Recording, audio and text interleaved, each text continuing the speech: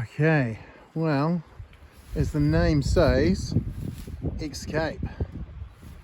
This is where I've escaped to. So I've got a fairly good idea about this bike now. Haven't had it particularly long, but it's pretty straightforward. So, Moto Morini X-Cape 649. It's a Luna approved adventure tourer that will happily bomb around gravel roads and the like. Comfortable for touring on road. There are a couple of little niggly things. No switchable ABS for the off-road stuff, so you will be limited as to where you can go.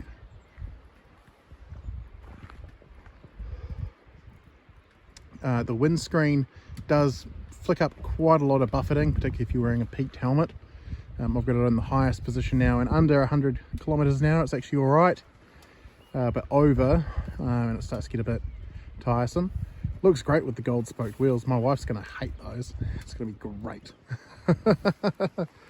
The engine, 649cc parallel twin. This bike is a Luna approved bike. That means it's limited to 150 kilowatts per ton. It's quite a nice engine. It sounds great on full song, but the power delivery, it's really, really mellow down low. Particularly here, I have it in off-road mode. And yeah, if you're wanting to do skids in that, you might need to leave it in road mode. Off-road mode seems to tame the power delivery down a bit. Still got a great top end, but yeah, your throttle response seems to be a bit affected by going into off-road mode. The more I look at it, the more I'm actually starting to really appreciate the styling. You've got plenty of rider coverage with all this wide plastic. Got to find out if you can get crash bars, because I can't imagine that would be fun to replace. There is a lot of plastic out on display there, ready to hit the dirt if you get too adventurous. Another thing that is a little bit vulnerable, come around past the rather comfy seat. Down on this side, we've got the coolant reservoir just in front of the Moto Morini symbol there, so that is also pretty vulnerable there. Where's the oil filter on this bike? Is it inside the engine like a cartridge filter, or is it a screw-on automotive one? Oh, screw-on automotive style filter.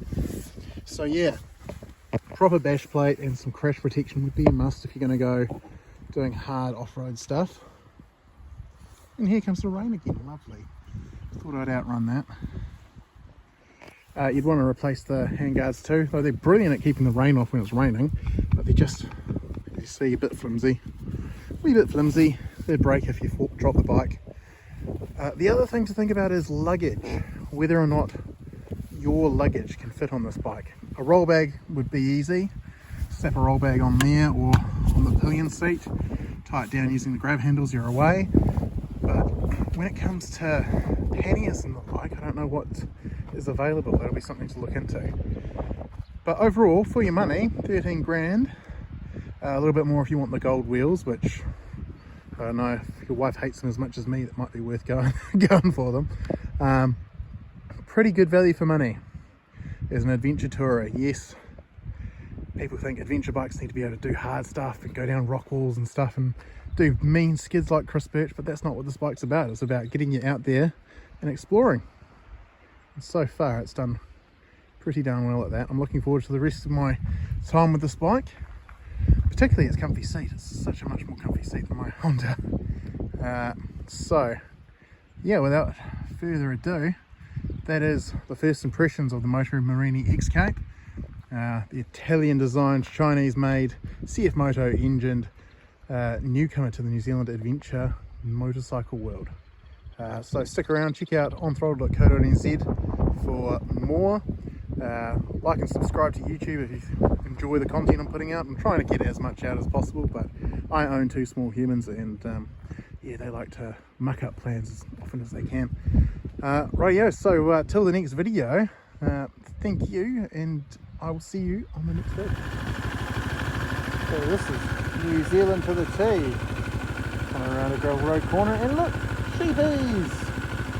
Hi sheep!